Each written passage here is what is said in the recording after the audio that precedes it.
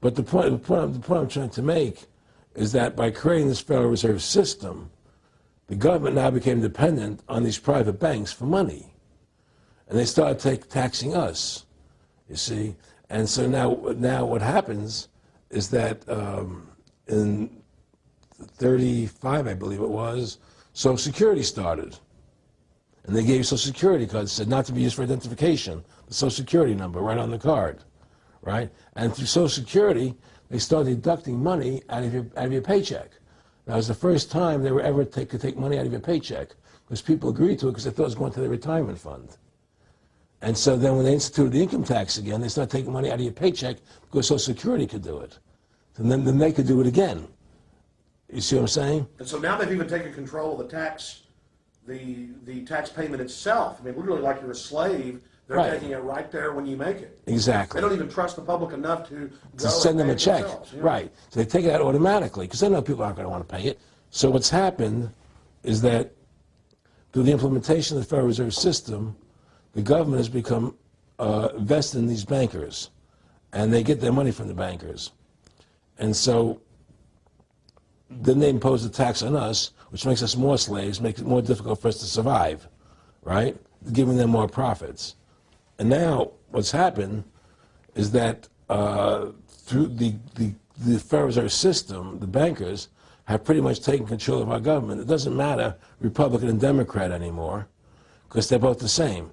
Neither one of them are talking about shutting down the Federal Reserve System or stopping the payment of taxes, you know, or any of the big issues that face Americans, right? So, I had a friend, Nick Rockefeller, okay, who was one of the Rockefeller family, and he, when I was running for governor in Nevada, he came to me, introduced himself to me through an attorney, and we became friends. We started talking about things, and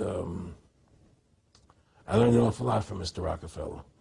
And one of the things that we used to talk about was the ultimate plan of the banking industry, what they wanted to accomplish. And the goals of the banking industry, not just the Federal Reserve System, but the private banks in Germany and England, all over Italy, all over the world, they all work together. They're all central banks.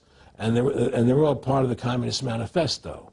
You know, central banking is one of the major planks of the Communist Manifesto. We talk about America being a capitalistic country, but yet at the same time we have a central bank that plans everything for us, right? And the graduated income tax is another plank of the Communist Manifesto, right? So right there you have two major planks of the Communist Manifesto that have been brought in because of the Federal Reserve System, okay?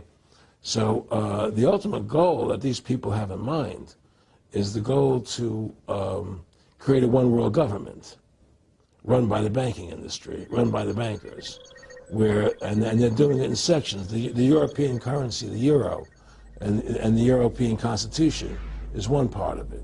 Now they're trying to do it in America with the North American Union, right? And they want to create a new currency called the Amero, right? And the whole agenda is to create a one-world government where everybody has an RFID chip implanted in them. All money is to be in those chips, right? There'll be no more cash. And this is given me straight from Rockefeller himself. This is what they want to accomplish. And all money will be in your chips. And so instead of having cash, anytime you have money in your chip, they can take out whatever they want to take out whenever they want to. If they say you owe us this much money in taxes, they just deduct it out of your chip digitally. Total control. Total control. And if you're like me or you, and you're protesting what they're doing, they can just turn off your chip. And you have nothing. You can't buy food. You can't do anything. It's total control of the people. And that chip's connected to a database that has your purchasing records, what you do, what everything. You sell. Everything is in there, you know? And so they want a one-world government controlled by them, everybody being chipped, all your money in those chips, and they control the chips, and they control people. And you become a slave. You become a serf to these people. That's their goal. That's their intentions.